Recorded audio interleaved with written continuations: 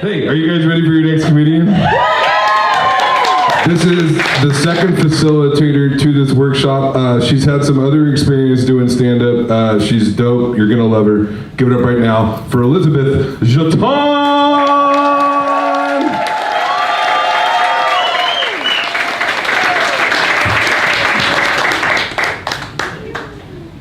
So, I wanted to start out a little bit by telling you about myself. I come from a thoroughbred white trash family. I'm a white mutt that's from a long line of fuck-ups. We are like varying degrees of dysfunctional, from the high school dropout to my uncle doing gravel angels in the front driveway after winning the annual family fist fight. And you know, some families, they have like one black sheep. My family is a family of all black sheep. I like to think though, like the ones that came out of my mom, you know, like me, my brother, my sister, you know, like the ones that came out of my mother. We are like the gray sheep of the family. I mean, we're all kind of from the farm that nobody ever wanted to actually own. But at least we're like a little bit, like a little bit better than fucked up than the rest of my family. That was smooth. That was great. This is gonna be a good show, guys, you can tell that. So I have two siblings. I have a sister and I have a brother. My sister, I would say, is your average run-of-the-mill bitch. And my brother, he's kind of like the lovable wreck. He's a real oddball. I'll give you an example. So the other day, I was walking past my brother's room. It was pretty early in the morning. He was still asleep. And he's sleeping with his door open like he is 99% of the time. And like he is 99% of the time when he's sleeping, he's doing so with his cat, Delilah, as if it is his girlfriend. And so I just go about my business. I go into my room, I'm getting ready for my day, and then all of a sudden I hear like this really loud, angry, like whispering that's just pacing up and down the hallway. So it's back and forth, back and forth, back and forth. And after about, I don't know, like 10 minutes of this, I finally get inspired. Because this is a morning routine for my brother. I don't know why this is a morning routine, but for some reason, this is what my brother thinks is like an appropriate thing to do at 7:30 a.m. is to like walk around and whisper really angrily to himself. Because that's what normal people do at 7:30 a.m. in the morning.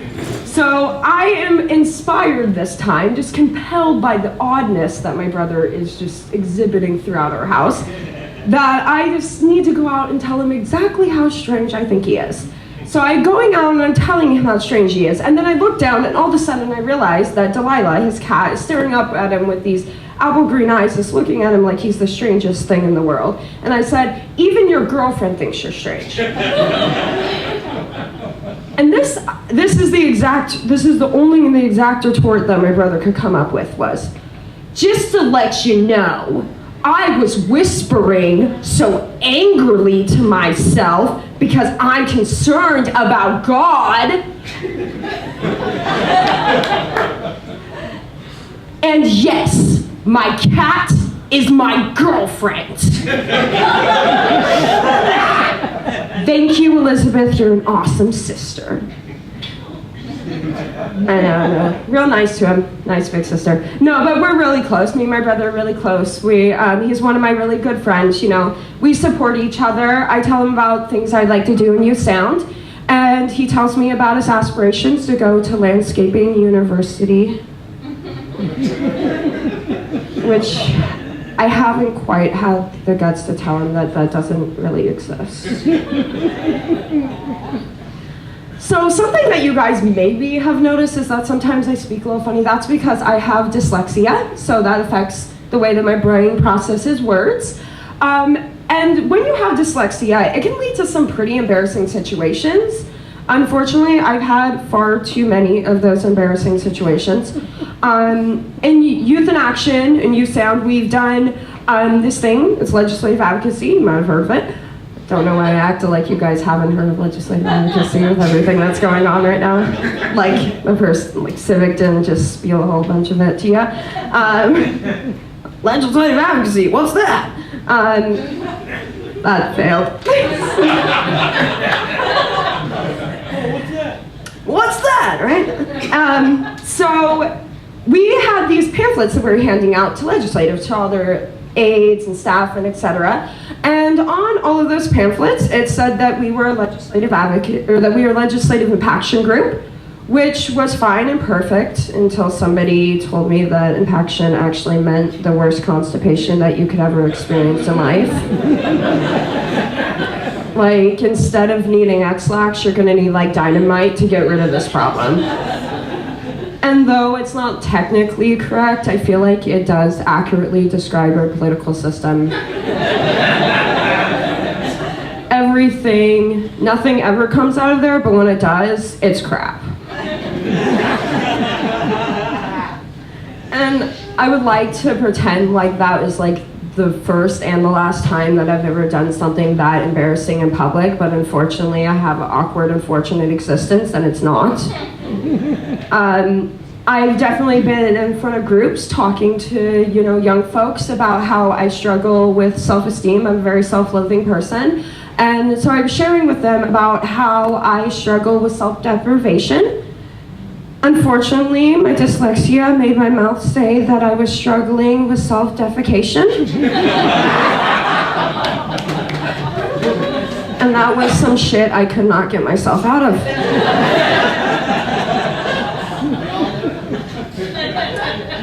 And I have to say, I've had some hard times kind of creating relationships and keeping them, sometimes based on some of the not so intelligible things that my dyslexia has made me say.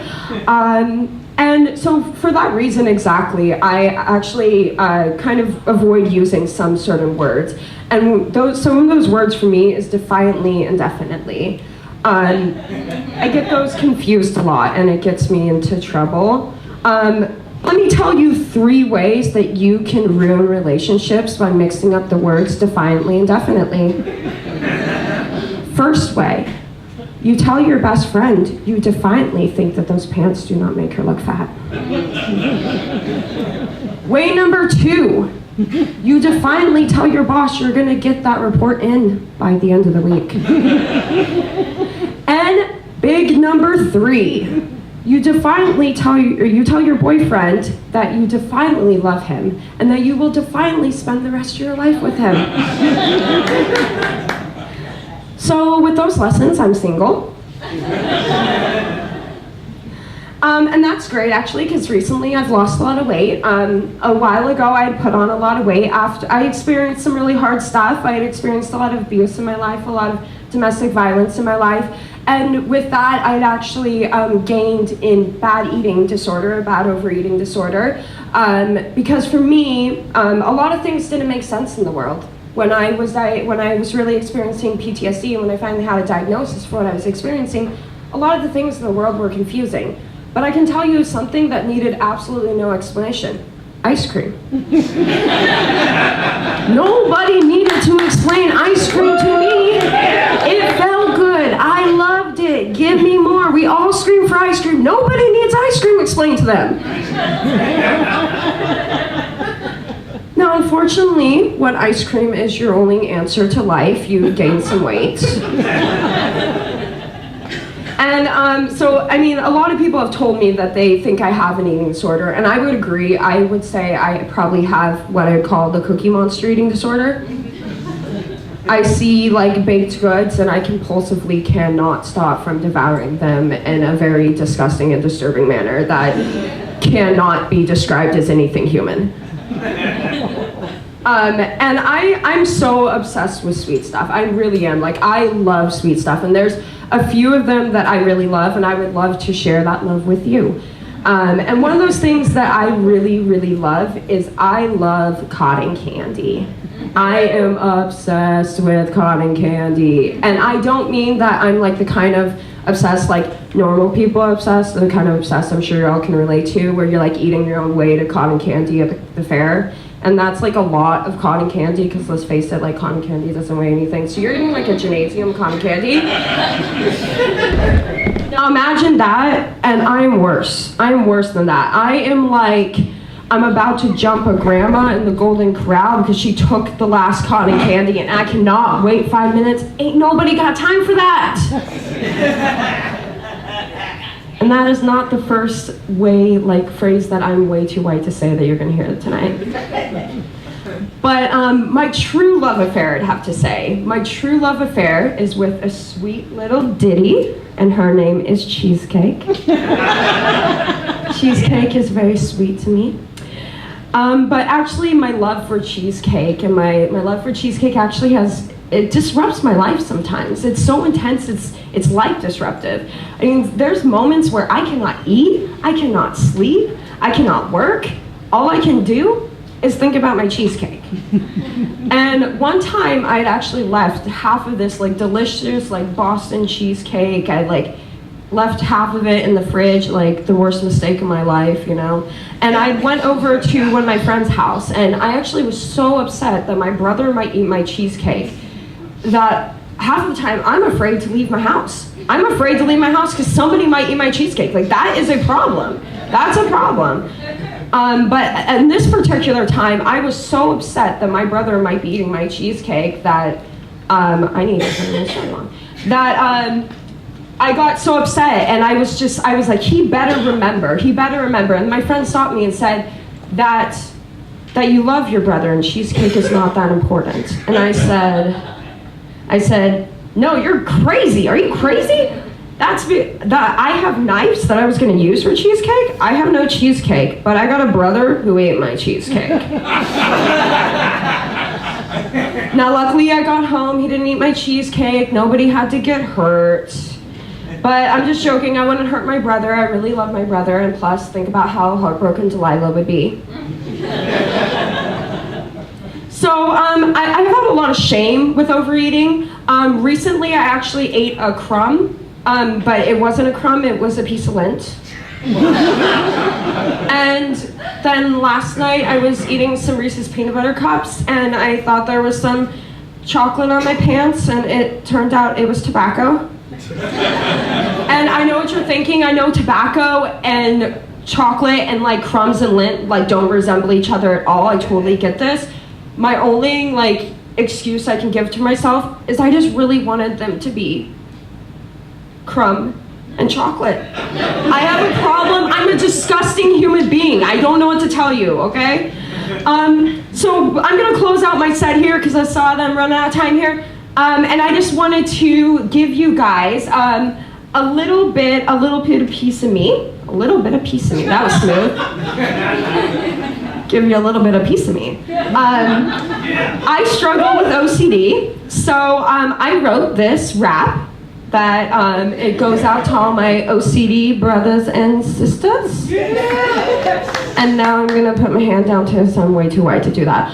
And you're about to see some really white and nerdy shit up here, so I just have to warn you, it's about to get real white and nerdy. So have you guys heard of OPP? You guys know OPP? Yeah, you know OPP? We've got some OPP lovers. Okay, well this is my rendition, OCD. I got OCD, yeah, you know me. I got OCD, yeah, you know me. I got OCD, yeah, you know me. 1, 2, 3, 4, 5, 6, 7, 8, 9, 10.